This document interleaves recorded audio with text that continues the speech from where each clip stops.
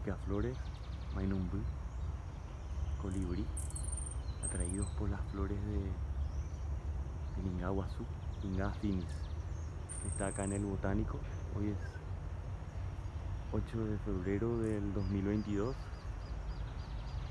Este árbol florecido florece 2 veces al año, 2 veces al año frutifica y es muy atractivo para los picaflores y para abejorros, abejas y otros polinizadores, y sus frutas después son consumidas por aves, primates, incluyéndonos. Una superestrella, pero no para las veredas porque sus raíces son muy superficiales. Es el Lingaguazú, Linga finis.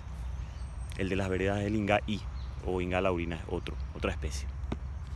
Este es para cultivar cerca de los arroyos y en lugares amplios, porque es un árbol grande y con una copa así tipo parecida a la del chivato, así abierta. Hermoso árbol. Voy a alejar un poco para que se vea en perspectiva.